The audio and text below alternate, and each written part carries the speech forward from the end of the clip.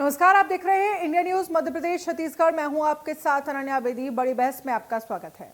छत्तीसगढ़ में विधानसभा चुनाव के लिए बीजेपी और कांग्रेस दोनों ने कमर कस ली है। राज्य में अगले साल चुनाव है, जिसको लेकर दोनों दलों में मंथन का दौर शुरू है।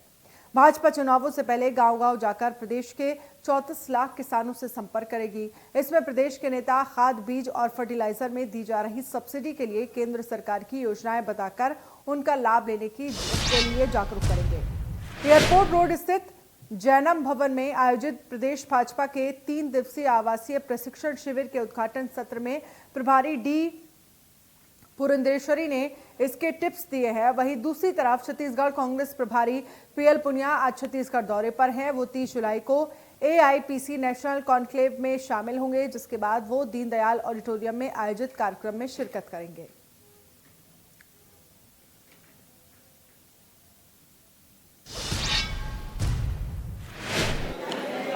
दो 2023 में विधानसभा का चुनाव है और वैसे तो भारतीय जनता पार्टी हमेशा चुनाव के लिए तैयार रहती है, लेकिन 2023 में हम सब लोग फिर से भारतीय जनता पार्टी की यहाँ पर सरकार बनाएं और इस निमित्त सभी विधानसभा में प्रभारी नियुक्त कर रहे हैं ताकि वहाँ पर संगठन का सारा कार्यक्रम ठीक से चले। सर आज आए हुए हैं, कल कार्यक्रम में भी शामिल होना है आप? देखिए, कल 30 तारीख है तो प्रदेश कार्यकारिणी की बैठक 30 तारीख को, हर 30 तारीख को निर्धारित की गई है, तो कल वो बैठक भी है। ऑल इंडिया प्रोफेशनल कांग्रेस का एनुअल कन्वेंशन भी है, जो काफ़ी बड़े स्केल के ऊपर रखा जाएगा।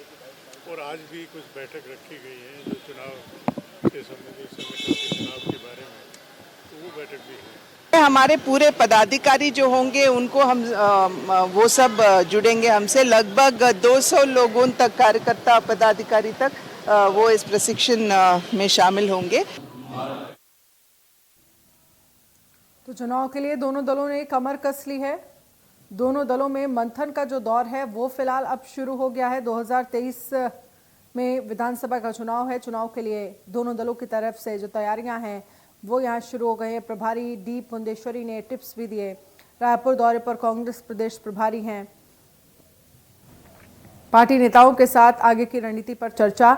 दोनों दलों में जो मंथन का दौर है वो फिलहाल शुरू हो गया है।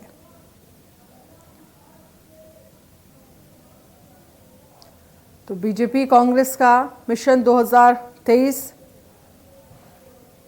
दोनों दलों के नेताओं ने तैयारियां शुरू कर दी हैं। पार्टी नेताओं के साथ आगे की रणनीति को लेकर चर्चा की जा रही है। कौन कौन से मुद्दे उठाने हैं और कौन कौन से मुद्दे को लेकर जनता के बीच जाना है, ये अपने आप में बेहद अहम होने वाला है।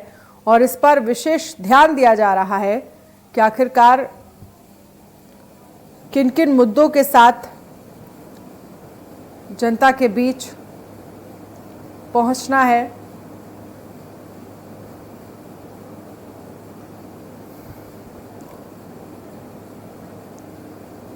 तो विधानसभा चुनाव की तैयारियों में बीजेपी और कांग्रेस जुटी हुई है। दोनों दलों में मंथन का जो दौर है वो शुरू हो गया है।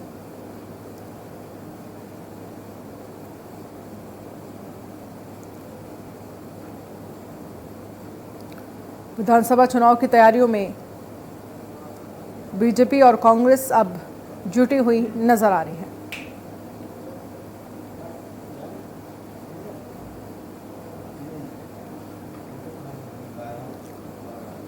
तो बीजेपी कांग्रेस का मिशन 2023,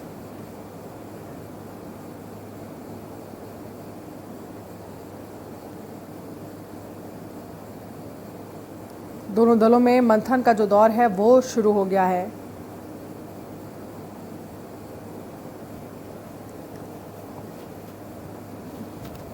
अंशुल मिश्रा हमारे साथ जुड़ गए हैं चर्चा करने के लिए। कांग्रेस प्रवक्ता है के.एस. चौहान बीजेपी के प्रवक्ता है, हमारे साथ जुड़ गए। आप दोनों का ही बहुत बहुत स्वागत है। सबसे पहले अंशुल मिश्रा आपके पास आना चाहेंगे और समझना चाहेंगे कि 2023 का विधानसभा चुनाव अब नजदीक है। तैयारियां, बीजेपी तो पूरे साल चुनाव के मोड में रहती है, लेकिन कांग्रेस की तरफ से क्या तैयारियां की जा रही हैं और कौन कौन से ऐसे मुद्दे होंगे जिनको लेकर आप जो अपनी उपलब्धि आप गिनाएंगे और जनता के बीच में जाएंगे? इस प्रकार की बातों को मैं दो प्रकार से आपके समक्ष रखना चाहता हूं कि हमारी जो तैयारियां हैं वो किस प्रकार की होने जाने वाली है। हमारी जो तैयारियां हैं वो बहुत ही बेसिक, बहुत ही सामान्य और जनता जनार्दन से जुड़े हुए मुद्दों की तैयारियां होने जा रही हैं। चाहे वो गोधन न्याय योजना की बात करें, चाहे राजीव गांधी किसान न्याय योजना की बात करें, चाहे वो किसानों की बात करें और चाहे वो गौमूत्र की बात करें, इतनी सारी ढेर सारी योजनाएं हैं। और जो योजनाएं एक अलग चीज है, योजनाओं का क्रियान्वयन जिस प्रकार से हो रहा है उसके लिए उनकी अगर मैं बात करूं तो मुझे ऐसा लगता है कि ये संपूर्ण रात गुजर जाएगी मुझे आपको बताते बताते, बातें शायद खत्म नहीं होंगी। इसलिए मैं संक्षिप्त में आपको विवरण दे देना चाहता हूं कि गांधी जी का जो ग्राम स्वराज योजना हुआ करता था, जो गांधी जी ने एक बात कही थी कि हिंदुस्तान और छत्तीसगढ़ की जो आत्मा होती है वो कहीं ना कहीं गांव में बसती हुई नजर आती है। अगर गांव स्ट्रांग होगा तो देश की इकोनॉमी बहुत स्ट्रांग होगी और देश की इकोनॉमी स्ट्रांग होगी तो अति उम्दा तरीके से जो हमारे हिंदुस्तान में है वो कहीं ना कहीं नौकरी और रोजगार उत्पन्न होगा।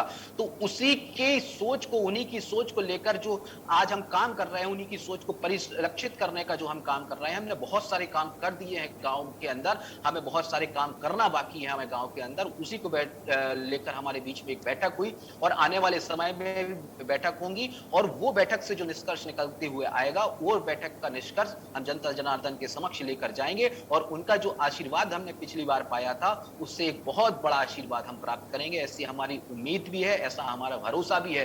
क्योंकि भूपेश था तो भरोसा था, भूपेश है तो भरोसा है और भूपेश रहेगा तो भरोसा रहेगा। और जनता जनार्दन का आशीर्वाद था तो भरोसा था और जनता जनार्दन का हमारे ऊपर आशीर्वाद है। क्योंकि गांव में उत्पन्न जो कार्यक्रम हो रहे हैं, गांव को मुख्य धारा से जोड़ने का जो कार्यक्रम हो रहा है, जो छत्तीसगढ़ मॉडल संपूर्ण विश्व जगत में अपना परचम लहरा रहा है, तो हमें बहुत ज्यादा तैयारी करने की आवश्यकता नहीं है। हमें सिर्फ और सिर्फ जनता जनार्दन के समक्ष खड़े होकर उनका आशीर्वाद लेने की आवश्यकता है। तैयारी वो करते हैं जिन्हें तैयार होने के लिए बहुत इच्छाएं होती हैं। तैयारी तो उन्हें करने की आवश्यकता है कि उन्हें आपस में कैसे जुड़ना है, एक मजबूत विपक्ष होकर कैसे उभरना है, उन्हें सोचने की आवश्यकता है कि अगला आने वाला जो समय होगा वो विपक्षी रूप में उनके लिए कैसा रहेगा, ये उनकी तैयारियां करने की आवश्यकता है। तो उनके लिए अभी से मेरे को साधुवाद और मेरी संवेदनाएं अभी से उनके लिए प्रकट है। के.एस. चौहान जी, बीजेपी के सामने भी चुनौती है क्योंकि पहले से वहां पर कांग्रेस की सरकार है और बीजेपी कौन कौन से ऐसे मुद्दे हैं जिसको लेकर जनता के बीच जाएगी? 2023 के विधानसभा चुनाव को देखिए अगर छत्तीसगढ़ में आपके यहाँ से भी रणनीति बनाना और तैयारियां शुरू हो गई हैं और मुद्दे क्या है, कौन कौन से मुद्दे इस बार अहम होने वाले हैं? बीजेपी एक्चुअली जो जाएगी वो वास्तविकता लेके जाएगी। जो अभी राज्य सरकार जो कर रही है वो वास्तविकता जनता के सामने रखेगी। उसके बाद निर्णय लेना तो जनता का काम कि वो वास्तविकता देख के, वो समझ के। और आजकल जनता बहुत जागरूक है क्योंकि उनको अगर आप कोई चीज बता देते हैं, अगर आप ये वास्तविकता रख देते हैं कि ऐसी ऐसी स्थिति है, जैसे मैं बता दूं आपको कि जो बोनस दिया जा रहा है वो बोनस जो पिछले पूरे 3 साल का आप बोनस निकाल लेंगे तो अप्रोक्सीमेटली 21,000 करोड़ आता है। जो बोनस जो डिफरेंस है केंद्र सरकार समर्थन मूल्य का और जो दिया जा रहा है, तो उसका लगभग 21,000 करोड़ रुपए और इन्होंने 51,000 करोड़ रुपए कर्ज ले लिया है। अभी 4 साल पूरे भी नहीं हुए हैं और 51,000 करोड़ इन्होंने कर्ज ले लिया है, जबकि भाजपा की सरकार ने पूरे 15 सालों में 41,000 करोड़ कर्ज लिया था। और ये बताना बहुत ज्यादा जरूरी है कि आपकी जेब से निकाल के ज्यादा पैसा और आपके 2 रुपए निकाल के आपकी जेब में 1 रुपए डाला जा रहा है, ये वास्तविकता बताना जरूरी है। क्योंकि सामने जो रहता है वो वास्तविक नहीं रहता है, कभी कभी उसके पीछे जो चीजें रहती है वो भी बताना जरूरी है। आज 50 साल के बाद 1979 में इस टाइप की सरकारी कर्मचारियों ने हड़ताल की थी, उसके बाद ऐसी हड़तालें ये अभी हुई है भूपेश सरकार में। और उसके बाद ये बताना जरूरी है कि अपराध उसके पीछे कैसे, जो शराब इन्होंने बंदी नहीं की है और ये शराबबंदी के कारण आप लोग ने आशीर्वाद दिया था उसके लिए बस बताना जरूरी है, ये बताना जरूरी है, ये पूरी वास्तविकता बताना जरूरी है कि क्या चल रहा है, कैसे सरकार कर रही है। ये बताना जरूरी है कि सीमावर्ती इलाकों में, सीमावर्ती राज्यों में, पूरे राज्यों में 32 से 34% डीए महंगाई भत्ता दिया जा रहा है, लेकिन हमारी छत्तीसगढ़ की सरकार 22% दे रही है। वो भी उन्होंने पिछले हफ्ते ही, नहीं तो 17% था। केंद्र सरकार का 34% था, जिसके कारण ये हार हो रही है। ये बताना जरूरी है कि जब ये इन्होंने 1 दिन की जगह 2 दिन की छुट्टी दी है, तो उसके लिए पहले इन्होंने कार्य के घंटे बढ़ा दिए हैं, जिसके लिए बहुत ज्यादा प्रताड़ित हो रही है महिलाएं। ये बताना जरूरी है। ये बताना जरूरी है कि गौमूत्र या हो, क्या बोलते हैं, गोबर का जो उन्होंने पहले साल किया था, दूसरे साल क्या किया है और तीसरे साल क्या किया है, ये बताना जरूरी है। इनको ये बताना जरूरी है कि इन्होंने जो गंगा जल हाथ में लेके कसम खाई थी कि हम शराब बंदी करेंगे, वो बंद नहीं कर रही है, जिसके लिए 40 लाख लोग, मतलब ये आंकड़ा रजिस्टर्ड है, 40 लाख लोग शराब पीते हैं यहाँ पर और 40 लाख परिवार बर्बाद हो रहे हैं। उसके पीछे क्या कहानी है? लेकिन के.एस. चौहान जी, आपको लगता है सत्ता में आने से पहले कांग्रेस ने जो वादे छत्तीसगढ़ की जनता से किए थे, वो वादे पूरे किए गए हैं इन सालों में? देख लीजिए कहाँ वादे पूरे हुए हैं। आपने बोला था बिजली बिल हाफ कर देंगे, आपने 200 यूनिट लाके क्यों उसको रोक दिया? आपने बोला था कि हम 2500 बेरोजगारी भत्ता देंगे, कहाँ मिल रहा है बेरोजगारी भत्ता 4 साल से? आपने बोला था, आपने तो बड़े बड़े वो लगाए थे पोस्टर, 5 लाख लोगों को रोजगार दे चुके हैं। जब विधानसभा में हम पूछा जाता है तो वहां पर 21,000 के आंकड़ा मुख्यमंत्री द्वारा ही दिया जाता है और मुख्यमंत्री के ही बोर्ड लगे रहते हैं। और आपने गंगा जल हाथ रख के, गंगा जल लेके हाथ में आपने शराबबंदी का वादा किया था। अभी आप बोलते हैं कि हम कमेटी बना रहे हैं, अभी आप बोलते हैं कि हम उसके लिए सर्च कर रहे हैं, अभी आप बोलते हैं कि ये तो हमारा संस्कृति है, हम इसको बंद कैसे कर सकते? जब आपने घोषणा पत्र किया था तब आपको पता नहीं था, तब आपने सर्वे नहीं किया था, तब आपको ये नहीं पता कि हम लोग बंद करेंगे। ये तरह तरह के हम अभी तो ये कंसल्टेंट बन गए हैं दूसरे राज्यों के कि शराब की बिक्री कैसे बढ़ाई जाए। और इनके शराब की दुकानों में 2 गुल्लक रहते हैं, एक गुल्लक में 1 पैसे डाले जाते हैं, दूसरे गुल्लक में दूसरे पैसे डाले जाते हैं। ये पता नहीं 2 गुल्लक कैसे हैं, ये इन्हीं की सरकार में हो रहा है। ऐसे आप और थोड़े बहुत अगर मान लीजिए कुछ किए भी होंगे तो एक हाथ से दिया है, पीछे हाथ से डबल ले दिया। जैसे कि मैंने आपको बताया कि इन्होंने जो कर्ज माफी किया किसानों का और जो इन्होंने समर्थन मूल्य का जो बोनस दे रहे हैं, उसका टोटल जो होता है लगभग 21,000 करोड़ होता है। आपके पास कैलकुलेटर है, पूरे व्यूअर्स के पास कैलकुलेटर है, कैलकुलेशन करके देख लीजिए, लगभग 21,000 करोड़ आता है। और 51,000 करोड़ इन्होंने कर्जा ले लिया है एक्स्ट्रा, जो कि आज की डेट में 92,000 करोड़ हो गया। ये जवाब दूं आपके? ठीक है। स्थिति बताना जरूरी है। चलिए, इनको बताना ये जरूरी है कि इनके ही मंत्री जो पंचायत मंत्री है, वो बहुत बड़ी बात नहीं है कि वो इस्तीफा दे दिया, कोई मंत्री ने, वो कोई बड़ी बात नहीं है। लेकिन उसके बाद वो ये लिख के जाते हैं कि 8 लाख घरों के साथ, परिवार के साथ नाइंसाफी हुई है, जो कि राज्य सरकार ने पैसा नहीं दिया, केंद्र सरकार पैसा आया था 60%, उसको लौटा दिया गया। 500 करोड़ जो उनको आवंटन करना चाहिए था, उसके ऊपर ऑफिसर बिठाए गए। ये उनका दर्द दिख रहा था। उनके खुद के मंत्री ये सब आरोप लगा के जाते, तो ये बहुत बड़ी बात होती है।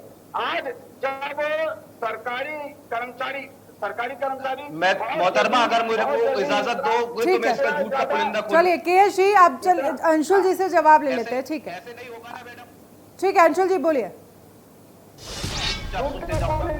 ठीक है के.एस. जी आप पहले सुन लीजिए, के.एस. जी आप सुन लीजिए। सुनिए आप चौहान जी, आप देर पूर्वक सुनिए। चौहान जी बिल्कुल नहीं, आपने बहुत सारे झूठ बोले हैं, मुझे वो उसका जवाब देने दीजिए। आप शांति से सुनिए पहले मेरी बात को। चौहान जी ने बहुत अच्छी जवाब, अरे सुनोगे तभी आपको पता चलेगा कौन सा झूठ बोला है आपने। सुनो, अरे भाई एक एक करके बात करिए।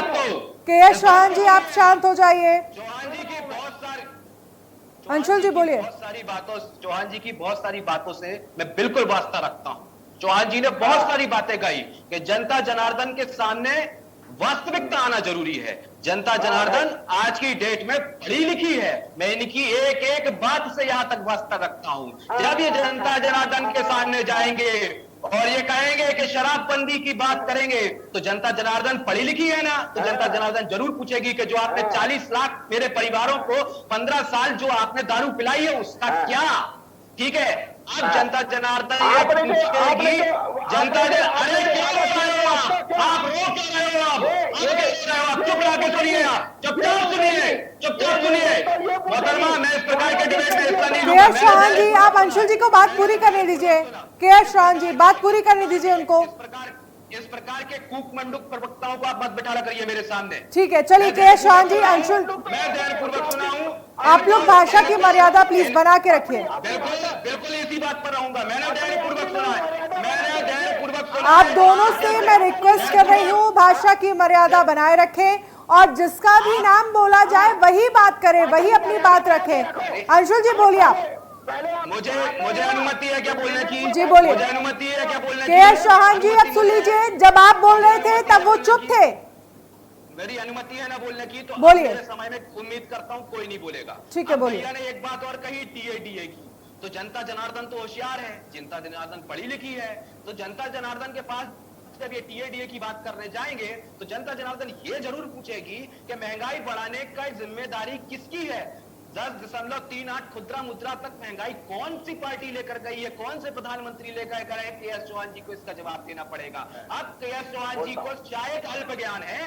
के.एस. चौहान जी आपको मैं बता देता हूं कि मैं कांग्रेसी हूं, मैं कांग्रेस पार्टी का कार्य करता हूं। कांग्रेस के ये संस्कार कभी नहीं होते कि मेरी गंगा मैया को कभी मैं शराब से जोड़कर किसी भी प्रकार की कसम खाऊं। मैं आपको चैलेंज के साथ यह कह देना चाहता, अरे रोने लगे मोहतरमा, मोहतरमा ये क्यों रोने लगे? मोहतरमा ये क्यों रोने लगे? मोहतरमा मैडम ये क्यों रोने लगे? के चौहान जी पहले एक बार सुन लीजिए आप। के चौहान जी आप एक बार सुन लीजिए, पहले आप सुन लीजिए, उसके बाद आप बात रखिएगा अपनी। आप बार बार बीच में मत बोलिए। बोलिए अंशुल जी।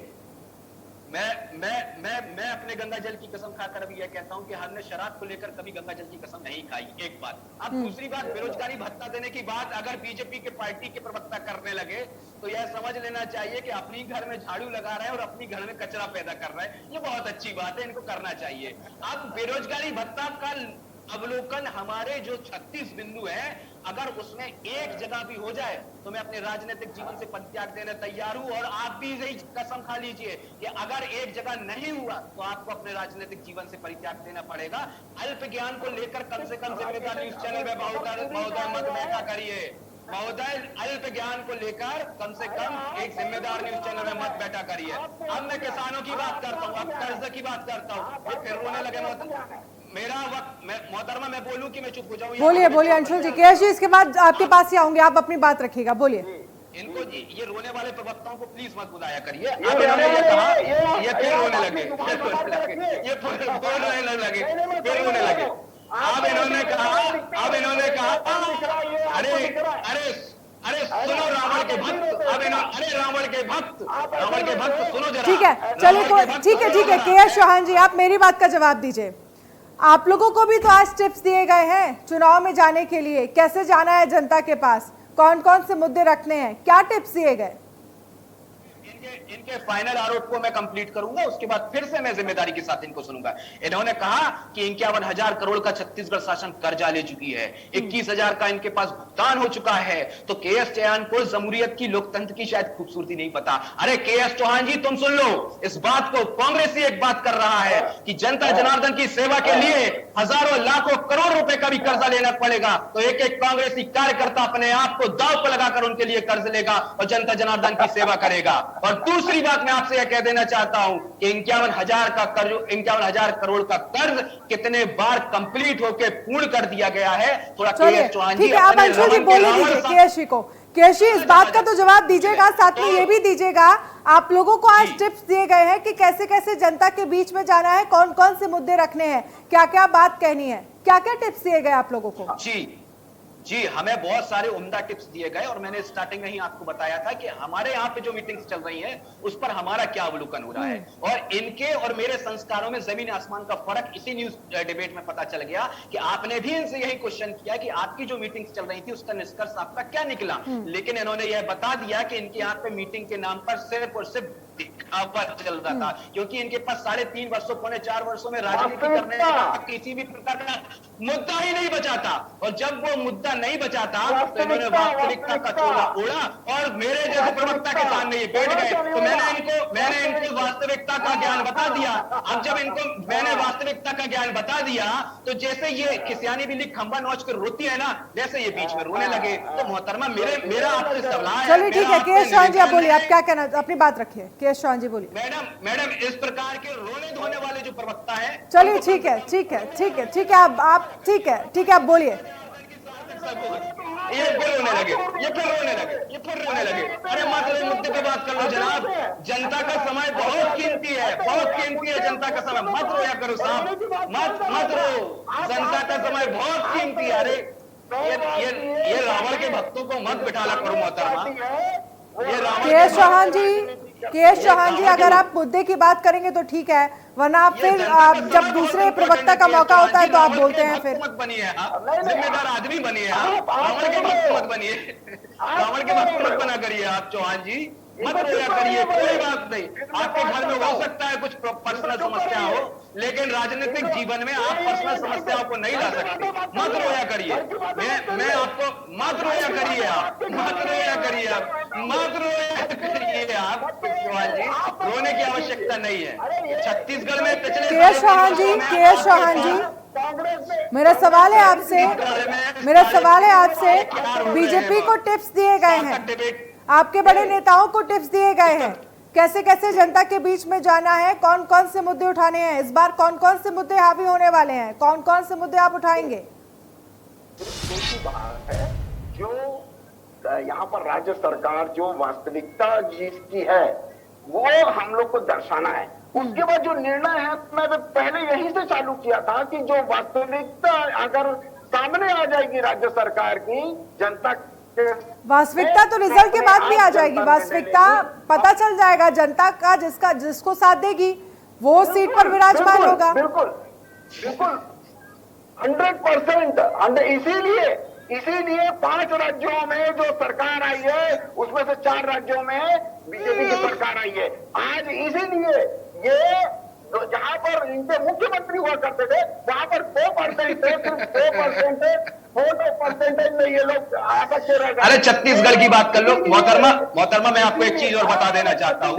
छत्तीसगढ़ पूरे अरे आप छत्तीसगढ़ की बात करिए ना केएस चौहान जी, छत्तीसगढ़ को लेकर क्या तैयारियां हैं आपकी पार्टी की? वो नहीं बता पाएंगे। अगले साल चुनाव में जाना है आप लोगों को।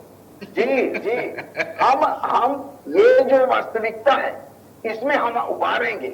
जो आज जो कर्ज लेती है सरकार, बिल्कुल सरकार कर्ज लेती है, लेकिन उतने कर्ज नहीं लेती है जितना वो कितना, अब इनसे पूछ के कर्ज लेना पड़ेगा। चलिए ठीक है केएस चौहान जी, समय की कमी है। अंशुल जी बहुत बहुत शुक्रिया। केएस चौहान जी आपका भी बहुत बहुत शुक्रिया। तो अगले साल विधानसभा चुनाव है और दोनों ही पार्टियां कुल में अगर हम बात करें, चाहे कांग्रेस हो चाहे बीजेपी, तैयारियां जो है वो शुरू हो गई हैं विधानसभा चुनाव को देखते हुए। हमारे खास पेशकश में फिलहाल इतना ही। बने रहिए इंडिया न्यूज मध्य प्रदेश के साथ।